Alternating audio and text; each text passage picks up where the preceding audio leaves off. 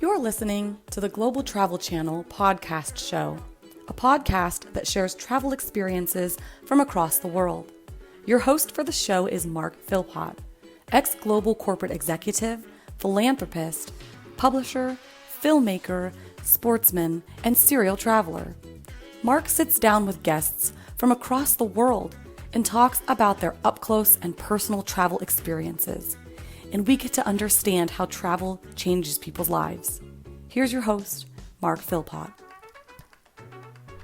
Welcome back, everyone, and it's great to have you all with us today. Whether you're the first time visiting the Global Travel Channel podcast, welcome. It's great to have you here. And if you are a regular and loyal listener, thank you very much for your patronage. It's very greatly appreciated. Today, I'm excited because we're going into our second episode of our Global Travel Channel Wellness series, and Jessica and Natalie are standing by, waiting to take us through another fantastic episode. Now, self-love is the topic and theme for today's show, so have a think about that for a minute. Are there things, tricks and tips that you would like to hear about in relation to self-love? A very important topic and something that we have particularly become conscious about during these difficult global times, I guess. So let's head on over and meet Nat and Jess again. So it's a very warm welcome back to the Global Travel Channel Wellness Series to Natalie and Jessica. Ladies, welcome back. Thank you so much, Mark. Great to be back. How have you both been? You had a very exciting weekend last weekend. It has been awesome. We came out of an amazing weekend. It's kind of funny. We had done a digital detox, so we really didn't have an idea of what was happening in the world. So it was interesting to come out of such a really high vibe reality into a world that was very full of fear, and just being able to kind of like reach out and spread some love onto that. It's been an interesting time, to say the least. What do you think, Nat? I definitely agree. It's been an interesting week, especially coming off last week, having a great time and high vibes and really diving into that self-love and really diving into wellness. So all in all, right now it's good. I'm currently on a farm, or a finca, as you would say, so no complaints here. So you're in beautiful Colombia still, Natalie, and Jessica, you're in Naples in Florida in the United States, and I'm sitting on my sailboat in Australia. So we're bringing some real global diversity to the show today, folks.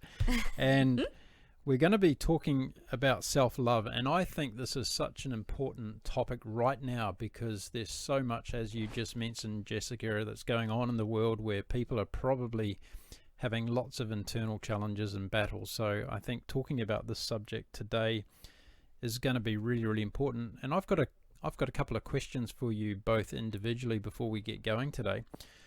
I'd like to ask you both, what's been the darkest period for you during this COVID-19 period?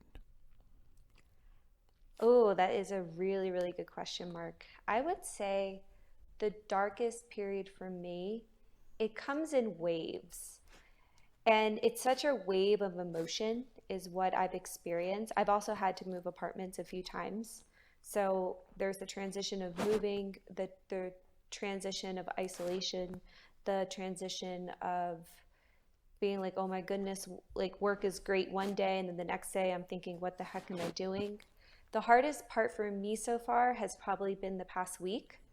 I feel with COVID, it's been a lot of heightened emotions. And then with everything going on back at home, it's more heightened emotions that I'm feeling. A lot of phone calls, a lot of conversations. And it's been a kind of difficult time, to say the least. And I've had to really dig into my own, self-love and my own practices to really come back to those moments. So COVID in itself has been a roller coaster, so many highs, so many lows. But I think this past week was challenging. That's a really good sharing, and I like us to get into in the show today and talk about what are some of the things that you've actually done around self-love to bring yourself away from that darkness.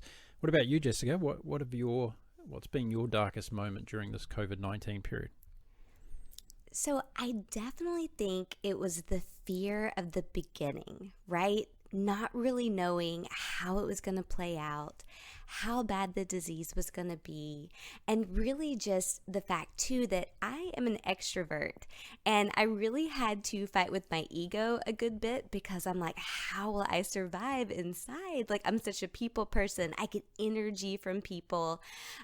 So I think really just dealing with my own ego and my own fears has been the biggest challenge for me. And finally, just kind of relaxing into this is my new normal, and just being super appreciative for the ways that we are still connected, even if we're not able to connect in person. Hmm. That's really interesting what you said. I'm very similar in that respect because I think the ego side of it has come into play for me as well, because I live a naturally isolated life by living on a sailboat, and I've been almost non-impacted at all by what's going on with the COVID experience. And as a result of that, it's at times been challenging for me to put myself in that empathetic space of understanding how difficult it is for other people because they're living a very different life. And after reading and watching and listening and all the rest of it, I think, wow, there's people out there that are really going through an enormous amount of pain at the moment.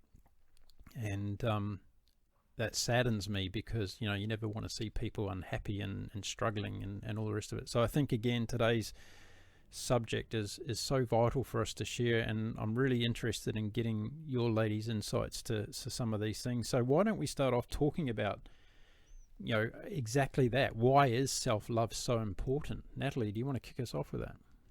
Joe, self-love is so important because when you don't have self-love for yourself, it's really hard to give love. It's really hard to receive love. And it's really hard to cultivate a deep love with another person. It really starts within, and that's why self-love to me is so, so important. And a lot of times when we don't have that self-love, and this is myself included, that I've done in the past, is you start to grab to things on the outside that are maybe not so great for you, and thinking it's going to fill that void within yourself. So a lot of people can resort to over drinking, gambling, and of course in moderation everything is fine, but when it comes to excessive amounts to try to fill that void, that's where addiction can start, and that's where depression can start as well.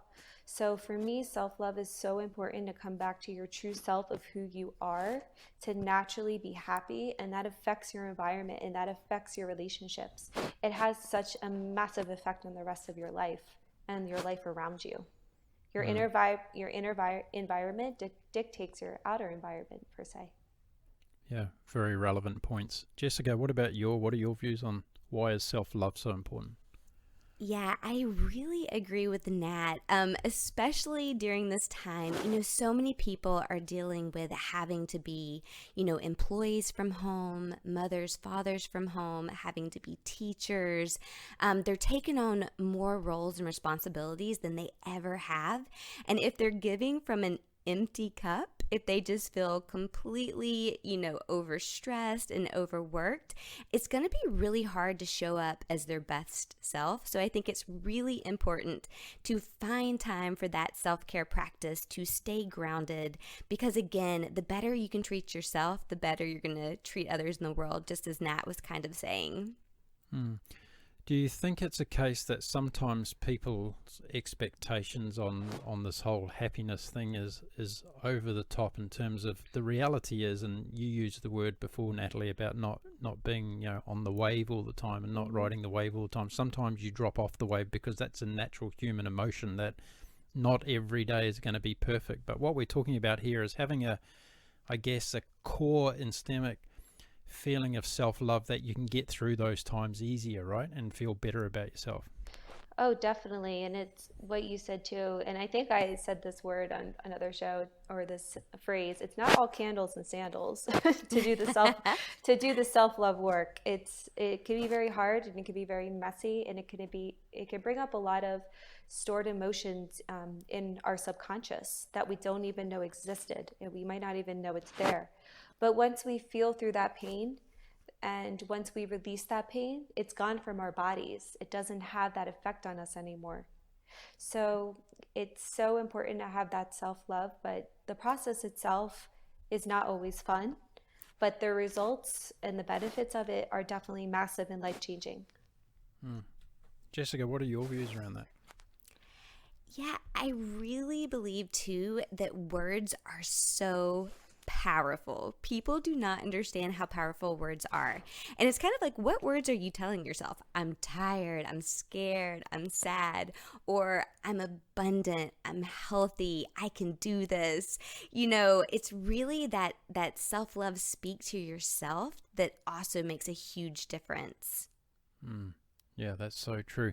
Now, a lot of people might be listening today thinking, okay, what do they actually mean by self-love? Do we have a definition per se of what self-love is? What would you say to that? So for me personally, self-love means loving yourself just as you are today. You can always work to be better, work on things, but you are perfect just as you are, and just appreciating everything about yourself, your soul, and where you're at in this moment, because this moment only lasts for a small second. We're constantly growing, constantly evolving. Every new minute, every new hour is an opportunity for something better, and we get to choose that and how we kind of want our life to be. So for me, again, it is kind of just loving yourself in the moment for who you are. That's very nice. What about you, Natalie? How do Yeah. you define self-love? Jess, I think you nailed it on the head about, loving yourself where you're at in this moment, because we're not perfect and we're going to make mistakes and we're going to have down days. And it's appreciating yourself, but while you're also doing the work on yourself too. Knowing when you have a down day, then that's fine. Take some time out, take a bath with some Epsom salt and read a book and, punch your pillow. It's okay. You can write in a journal all the hate words you want and just let it go. And be mindful of that moment, and you'll feel better. And allow yourself to feel emotion too. Allow yourself.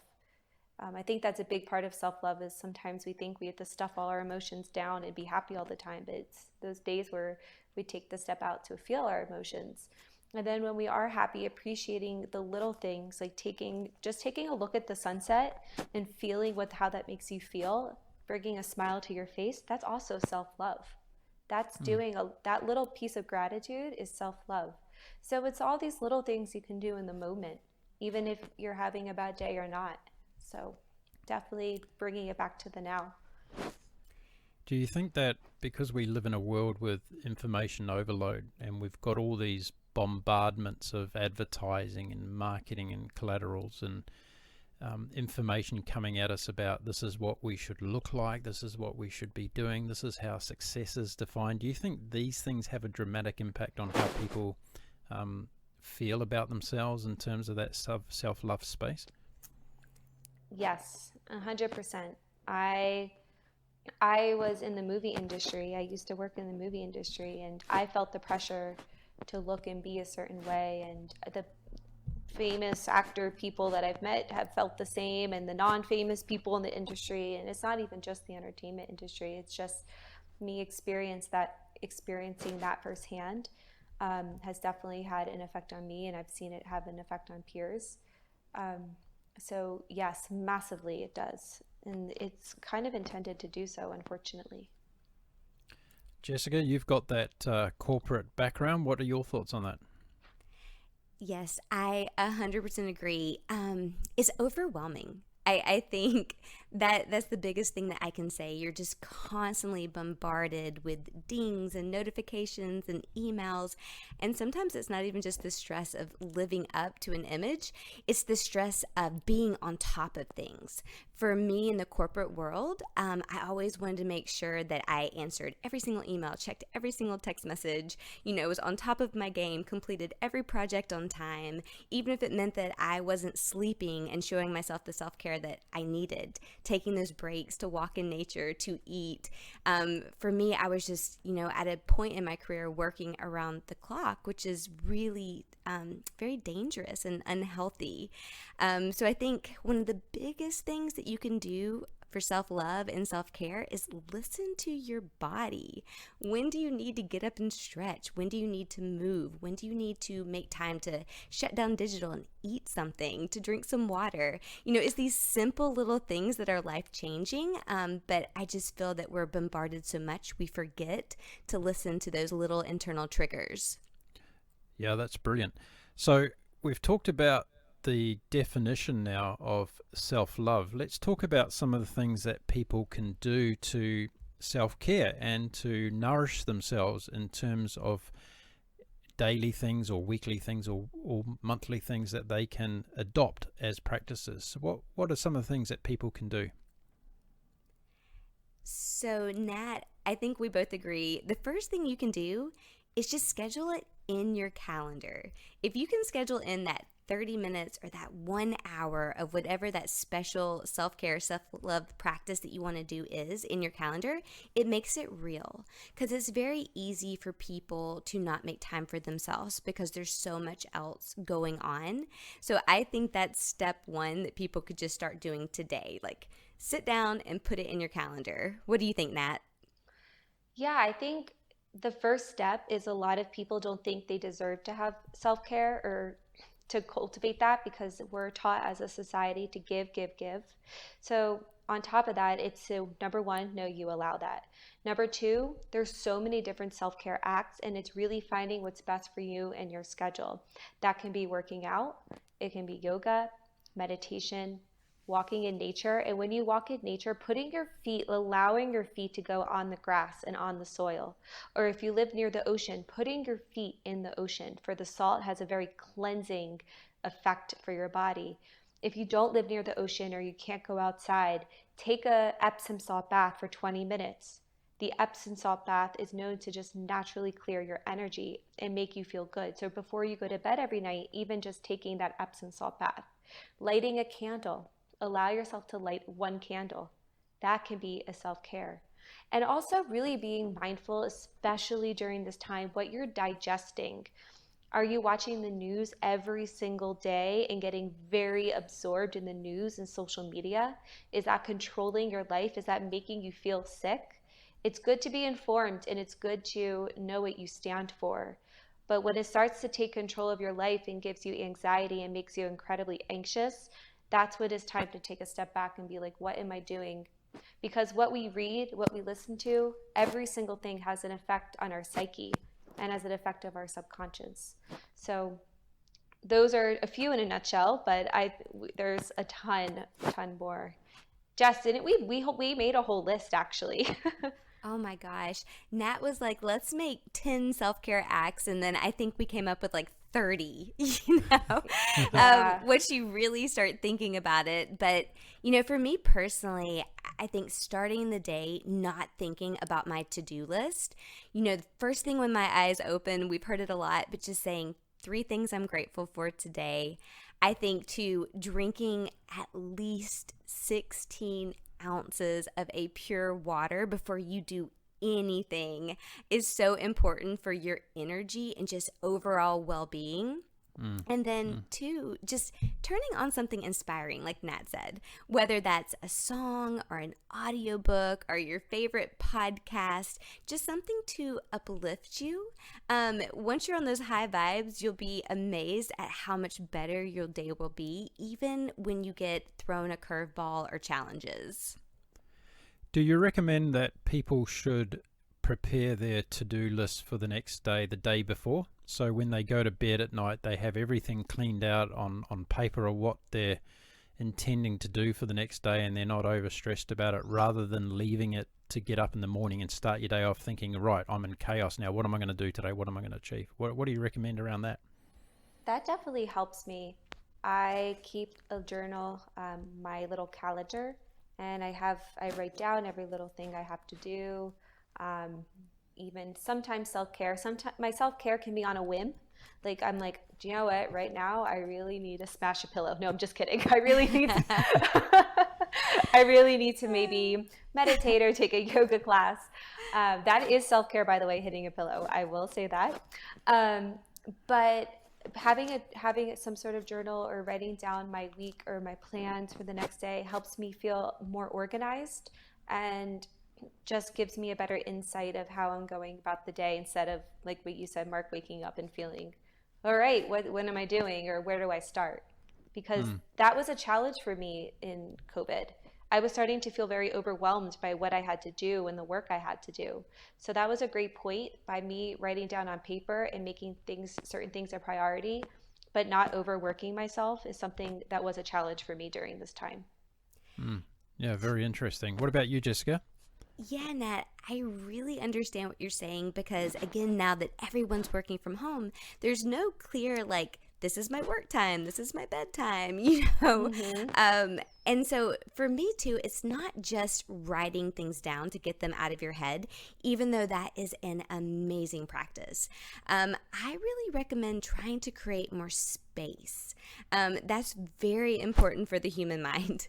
It's just not having every hour and second of your day planned out, allowing space for things to happen, giving yourself time to breathe, like Natalie was saying, and to stretch and do these things are just so important for our health, because we were never meant to be turned on 24/7. Like, it's just not how our bodies are designed.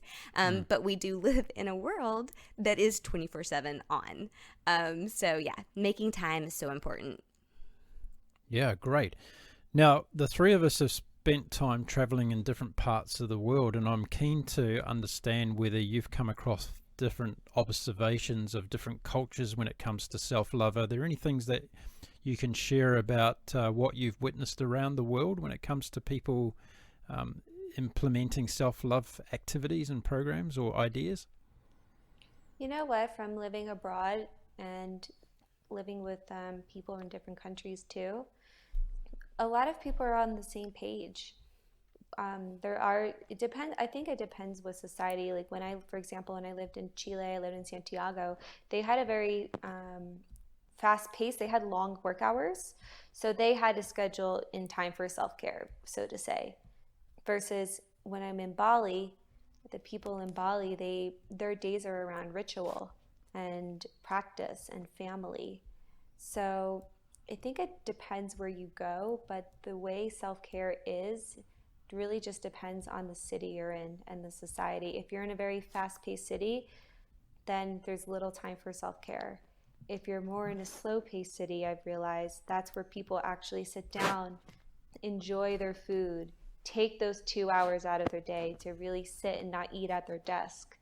I think that's more Europe, but don't correct me if I'm wrong. But I think there are different cultures that are even in South America. It's family. It's very family vibed, which I really like. Versus, okay, we're just eating at the office again. So I have seen it. It's different. What about you, Jessica? What are your experiences around the world where you've been able to witness people and cultures from a self-love perspective? Again, I have to touch on the time and just giving yourself space. And I'll bring up a good example. So the first time that I actually traveled abroad from America, I was in college and I did a study abroad program in Montepulciano, Italy. And it was the most amazing thing I've ever seen, because again, this is a little Paulding County, Georgia girl getting out in Europe and living in Tuscany. But the thing that really stuck out is that my culture is so fast-paced. And when I went to Italy, there was a moment when I was trying to go into one of their coffee shops and get a coffee to go. And the phrase didn't even exist there. Like, the store owner got mad at me. He was like, "What do you mean? You just come in and now you want to go?" Like, he didn't understand, because people in Europe don't do that. They sit down and they savor the coffee and they have conversations and they connect. So I think a big part of self-love is connecting with others and making time to talk when you can. I mean, I know this is a different time, but when the world opens back up and we're all able to get together again, I really think connection is a big piece of self-love for everyone. So I can understand that there's probably parents listening to this podcast today who are saying, okay, you lot, it's easy for you to say, we've got 3 kids, we've got to run around every day and keep them entertained, get them to school, get them to sports practice and all the other things that do. Then we've got to prepare meals and do washing and organise them for the next day and all the rest of it. And then we've got to have time as a couple. How do these people practice self-love? What are some of the things that, they probably say to you, well, I can't sit down for an hour every day and just, meditate or do whatever because I don't have that time. Yeah, that is a challenge. And that's why I say it's so important to squeeze it in, because everyone can find 30 minutes. Everyone can find it.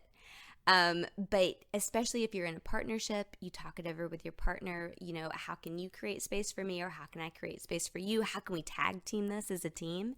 If you're someone who is single, a single parent, I tell a lot of my clients, like, even if it means getting up 30 minutes early to create that beautiful space to start your day off right, I really recommend that. And, there are so many apps and so many tools that people can use to help you get organized, to help you with quick and easy meals, if like meal prepping's a thing. But there's always a way to make the time if it's important. I really like that, because I feel as though quite often self-love has to do or involve other people. And as you've just highlighted, it's about, having a conversation with your partner or, the family unit in general, if people are old enough to be able to understand that. But I think in terms of being aware that every day we do interact with other people. And even in these times when we're interacting by online means, it can be a matter of saying, well, sorry, I'm not going to take any calls before 10 a.m. in the morning, right? I'm going to have that time for myself. So I think that's a really important part there, Jessica, what you just mentioned. Involve other people in creating that self-love space for yourself. Natalie, what are your thoughts? A few things have come to mind with that, and thank you to all the mothers out there. I am not a mother myself, so thank you for, I can only imagine of how stressful it can be. But a few things that do come to mind are, they can be small. If you're sitting in bed, opening up a journal, writing in your journal, writing down 5 things you're grateful for. If you have a bathtub, letting yourself take a 10-minute bath, like just for 10 minutes, and put that Epsom salt in your bath. If you don't have a bath, take a shower and picture the weight of the day just dripping off of you. The shower can be very cleansing. So those are things that naturally as humans, I guess we would hope that we all shower and bathe, but that we can squeeze them in. But when it comes to maybe a family and you want to get your family more involved, for example, say you love to cook or you love to bake. I personally have taken up more baking since being in quarantine. But if you love to bake, sharing that experience with your kids, teaching them about baking, and creating little self-love acts that you can also teach your children. Maybe you all say 5 things you're grateful for together at the end of the day.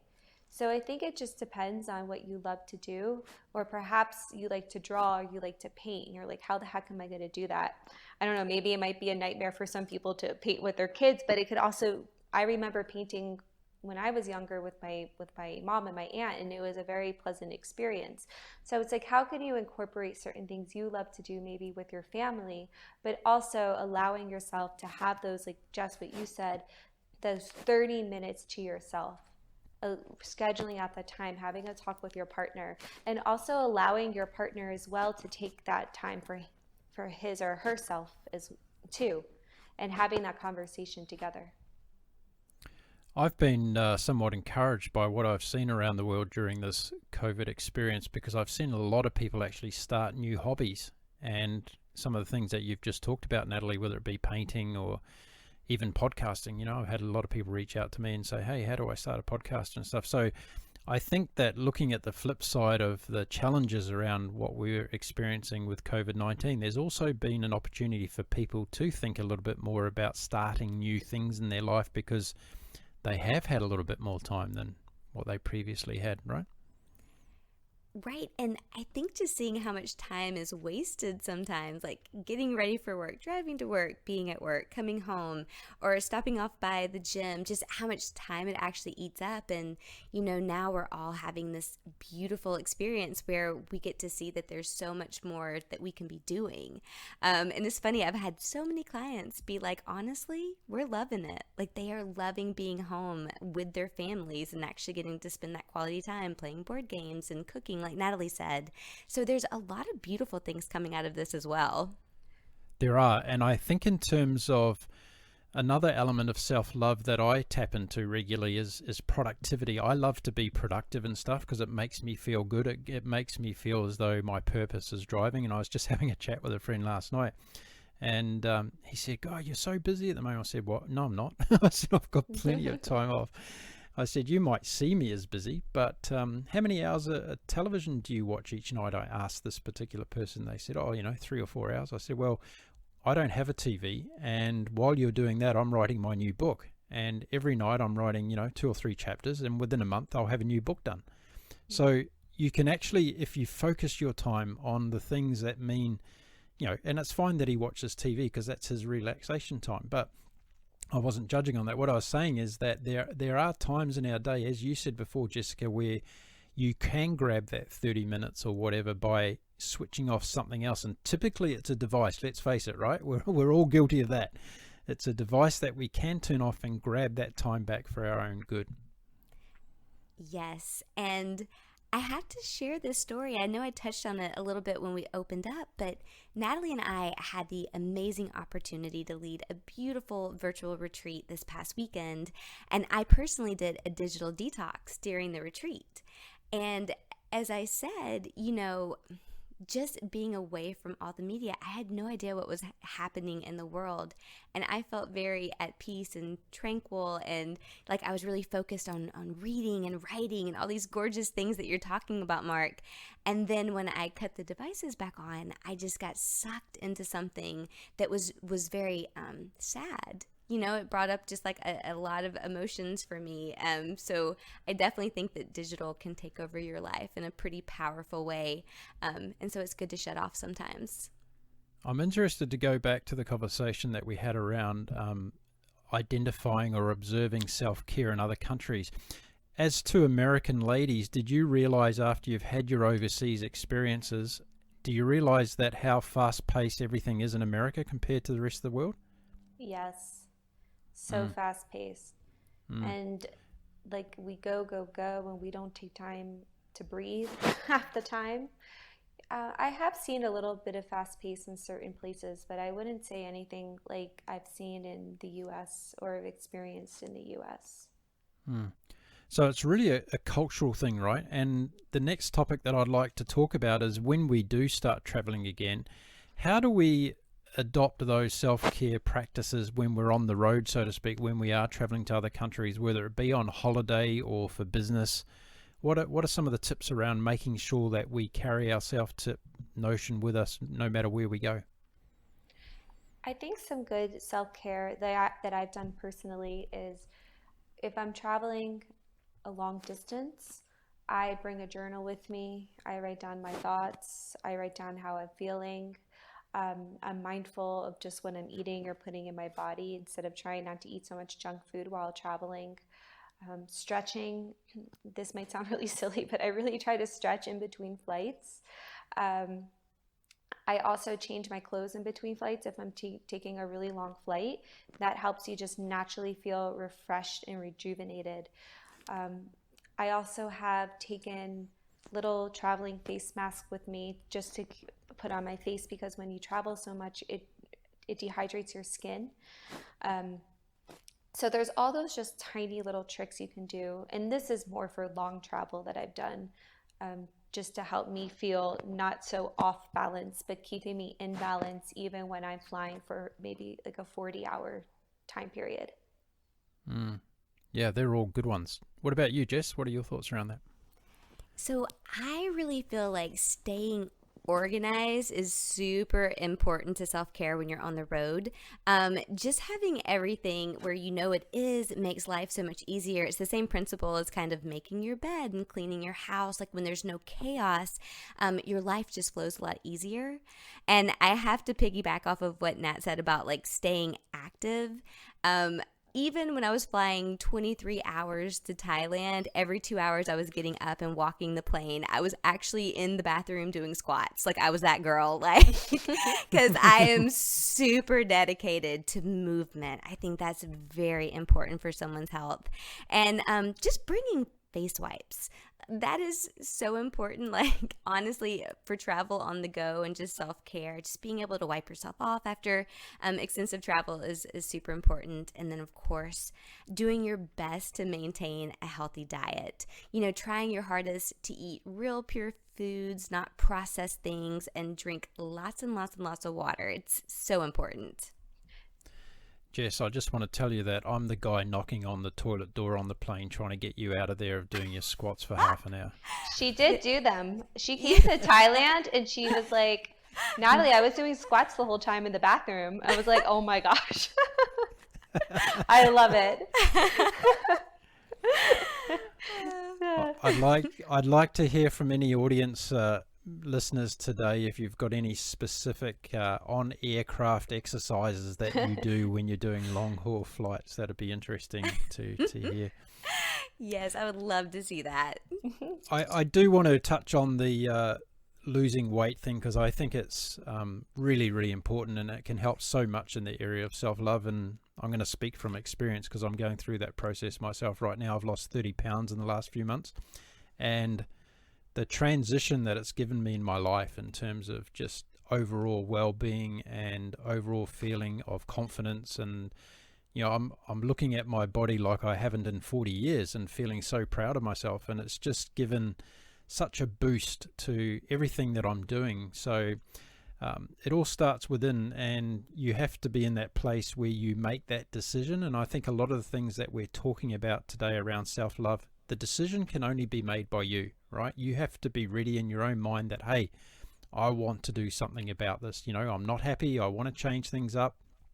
And the girls today are just merely giving and sharing their views and opinions on things. And there might be something within that resonates with you. And it could be the key to unlocking a whole new you. So that's why we're doing this show, because if we can share experiences and tips and tricks, then there might be something there that gets you started on the road. And I think losing weight for a lot of people is such an important thing, because it does determine so much around all the things we've talked about in terms of productivity, the way that we see the world, positiveness, our ability to get out and exercise and to enjoy nature is also dependent on how tired and lazy we are. And if we're not carrying all that weight around, and I've cut out processed sugar out of my diet, and the impact of that has been so phenomenal. The clarity that I have in my mind, the energy levels I have now. I don't want to go to bed at night. I want to stay up. I want to stay up 24 hours doing stuff, just living, because I'm thinking, but sleep is as important as anything. And that's something else we should talk about. So let's talk about sleep, because I think in terms of self-love, a lot of people out there, particularly in the business world, who are, burning the midnight oil, and they're never turning that device off. And what's the impact of that stuff when it comes to self-love as well? Not getting enough good quality sleep, Natalie? Well, when I was working on the movie sets, I was probably sleeping 4 or 5 hours, maybe. And it had a really bad impact on my mental health, because I was always exhausted, even my body.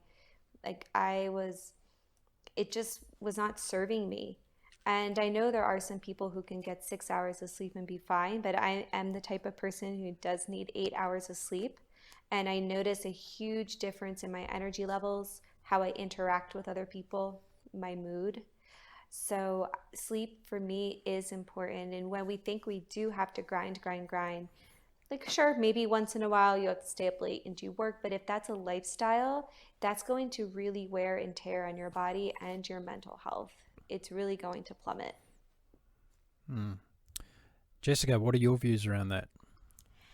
Yeah, I completely agree because I was there. I know what it means to grind, grind, grind. And it's funny because you end up running off of cortisol and coffee.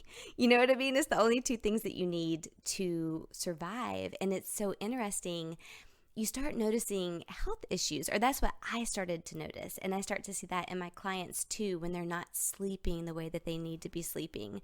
You know, when we sleep, that's when you rest and digest. That's when you detox. That's when your body repairs itself. So if you're just in this constant state of being awake or on the go, not really giving your body time to heal, you will start to feel the effects of that. So I just feel like for clarity and healing, there's nothing greater than sleep. Yeah, absolutely. It's such a vital component. And if we go to bed and we've got our devices on in bed, are you two people that will sit on your bed before you go to sleep with your laptops open doing stuff? No. Oh, well, kind of, but Yeah. I kind of have an excuse, but it's a bad excuse. So from living abroad, I don't have that many books and I can't travel so much with books. So I do read from my phone sometimes. Um, that's the only thing, like, especially when I lived in Santiago, all the books were in Spanish, and at the time I didn't speak any Spanish, so I downloaded from my Kindle. But I do not bring my laptop to the bed at all. I do read, but no laptop, no working from bed. That laptop stays out there. I personally want to make a better effort of putting my phone, even if I am reading, like putting it in the bathroom or putting it in outside when I'm done. So that way you're not so prone to checking it in the morning. I think it's healthy not to check it in the morning and just to completely put it on airplane mode. But going to bed with a laptop, no, no, no, no. Yeah, I've got a device ban on my bedroom, no devices in the bedroom. And thanks to a friend of mine, I actually started a no device before 10 a.m. every day as well. So get out there and do the exercise and all the meditation, everything in the morning, and have a really nice, healthy breakfast to start the day, and then turn on the devices at whatever time after that. But that Yes. works as well. Yes. Now, we're in June at the moment, and that means we've got an eclipse season coming along. Natalie, what does all that mean for us? Oh my goodness, the eclipse season. So, eclipse and our lunar and our cycles, they can have an impact. Actually, not can, they do, depending on what you believe, have an impact on our emotions, how we act, the environment. And the biggest example is the moon. The moon influences the ocean. The moon influences water. When I go surfing and when I'm with my instructor tells me, well, we have to go out this day or this day depending on the moon. But then you think of our bodies and what we're made of 70% water. So it has an effect on us. So when an eclipse cycle occurs, there's a lot of energy that happens, a lot of releasing, a lot of change can happen, let's just say that, because naturally we're all connected. Like, we are connected to the planets, we are connected to the sun and the solar, and that's the best example I can give. Jess, I'll let you kind of dive a little bit more into it, but just from my surf instructor telling me this about when I can go surfing, it's based on the moon, and we're mostly made up of water, so it does have an effect on us. Okay, great. Jess, what are your thoughts around that? Yeah, so what's very interesting is that it's eclipse season. And so, as Natalie said, if you are into astrology, which I am, I love it, but moons really represent our emotional body, our really inner thoughts. And when there are these eclipses, it's kind of the shadow side, like some of the things, like maybe some fears, like maybe some things that you want to work on. So it's such a beautiful time to really look at what that is and to make a plan, to write it down, to identify what it is and start working on it, and just really using the power of that time to rest, to really bring it forth so that, again, you can start acting upon it. Yeah, that's cool. So I guess also this is about, developing your self-love practices is about researching, learning and educating yourself as well, isn't it? Maybe some of these things that we're talking about, people have got no idea about, and you're bringing it to their consciousness for the first time. So once you understand a little bit more about these things, it's, you know, it's just like losing weight and going and finding the right nutrition program that's going to work for you, and to do your research before you jump into these things without, you know, thinking or going too fast, because there will be something that fits you, fits your mold and fits your lifestyle. So be conscious of those things, I think, is important. Yeah, and I do have to tip my hat to you. First off, that is amazing that you've lost 30 pounds. Like, congrats. I love hearing that. And, you know, when it comes to like diet and healthy eating, I always like to talk too about doing the research of what is going to be best for you, because it really is a bio-individual thing. You know, what is your lifestyle? Are you male? Are you female? Where in the world do you live? What's your blood type? What's your ancestry? There are so many things that play into a diet working for you. And that's why there are so many diets, you know, because some things are great for some people, but some aren't the best for others. So doing that research, I really approve of that and think that's a great idea. And Brilliant. And off of that too, Jess, like what you're saying, it's even for the self-care and the self-love. It's doing what's best for you and what feels right. Even talking about the eclipses, like a lot of my clients, like we work with the full moon and we work with eclipses, because how that ties into self-care is the full moon is a perfect time to release what no longer serves you. A new moon is a perfect time to bring in something that you want to achieve or a goal. So it's really just finding the best thing that really vibes with you the most. You know what? My puppy dog has a real reaction to full moons as well. Mm-hmm. He goes through a special time around the full moon where he's a lot more alert about stuff. He doesn't sleep as well. I'd like to ask him, actually. We'll have a chat about it later and I'll tell you what he's actually thinking, but he's definitely affected by full moons. Now, ladies, as we're wrapping up today, there's a wonderful 4-week program that you're putting together that our listeners can tap into. Do you want to tell us a bit about that? Yes. So I would love to just kick off with saying, again, Nat and I did this amazing retreat over the weekend, but we really want to share it with everyone. So we kind of condensed everything that we did over the course of 3 days into a 4-week program that's spread out and actually gives people more one-on-one time to work with Nat and I. Exactly. Fantastic. So how can people get their hands on connecting with you on this? Can they just get in touch through social media? Yes, they can. So they can get in touch either through my social media or Jess's, and mine is at the Now with Nat, and then Jess is at Caruth Wellness LLC. Another way that they can get in touch is emailing, and that's contact.wanderwithin@gmail.com. And we will give you all the information for the 4-week program. And like Jess said, we kind of took parts of what we offer individually, combined it together, especially from the past retreat as well. Fantastic. So for everyone listening today, I'm going to put all those links in the show notes of the show, so you'll be able to get in touch with Jessica and Nat. Ladies, it's been fantastic having you on the show again today and taking our second episode in the Wellbeing series that we're doing here on the Global Travel Channel podcast show. But before I let you go, I want to put you both on the spot and ask you individually, what area of self-love are you going to commit to focusing on for the next month before we come back on the show again? Oh, that one's really good. Well, right now I am getting utilized. I am on a farm or a finca for 2 weeks. So I've been in a apartment for the last 3 months, like most people. So I am going to utilize this time to spend it in nature. Just get in nature, put my feet on the ground, get quiet. I'm going to write and really work on projects here and dive deeper into my next steps and my true passions, and use the power of nature and healthy organic foods. We can pick fruit around the property. We have all fresh organic food here on site, fresh eggs and chicken. So I'm going to just count my blessings that I'm here and utilize this time to go a little bit deeper with myself before I head back into the city. Wonderful. What about you, Jessica? What are you going to commit to?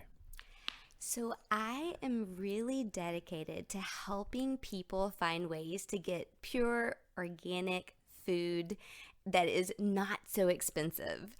So I'm really going to be working on tips and tricks for how people can eat as clean as possible, locally in their own backyard. So I'll be working on a lot of that, as well as, like Natalie said, is writing and really getting some more juicy content out there. Okay, well, that's great for both of you. We're going to check in with you on episode 3 next month to make sure that you've been doing those things and you can give us some feedback on how it's all going. Ladies, it's been wonderful having you on the show today. Thank you very much for sharing all your insights around self-love. I hope that the listeners have taken away some great tips that they can implement in their lives starting right now. Don't put off what you can start today until tomorrow. Get into it and start that journey from within, because that's the most important journey that you'll ever go. Ladies, I look forward to next month and welcoming you back to the show. It's been a blast again today. Thanks very much for your time. Thank you so much. It was Thank awesome. you. Great as always. Looking forward to next month. Okay, bye-bye. Bye. There we are, ladies and gentlemen. Plenty of incredible tips there from Natalie and Jessica about self-love. Whether you're at home right now, whether you're getting ready to travel, or whether you maybe are traveling somewhere on the road, all those things are applicable. Hope you enjoyed that episode. The ladies will be back again next month for episode 3 in our Global Travel Channel Wellness series. Natalie and Jessica, thank you very much for joining me. It's always fantastic to have you two on the show. I can't wait for next month to see what we're going to be uncovering in the area of wellness. Now, if you're looking for other episodes of the Global Travel Channel, all you have to do is go to www.globaltravelchannel.com. They're all there, nearly 150 episodes from amazing guests all over the world who have been talking about their incredible travel experiences. We've just had the Global Travel Channel Podcast Awards for this year. Check them out online on our website. Find out who all the winners and grinners are from that. And if you do love our content, please let us know and tell a friend, family member, or even work colleague about the Global Travel Channel. And if you think you've got a great travel story and you'd like to be on the show, then reach out and let us know. We're always looking for interesting and inspiring guests from around the world. No matter what colour, creed, or race you are, we welcome everybody here at the Global Travel Channel. Okay, well, that's it for this particular episode. I hope you enjoyed it as much as I enjoyed bringing it to you. I look forward to the next time that we're all together. Until then, my name is Mark Philpott. I wish you all a very happy and safe week ahead.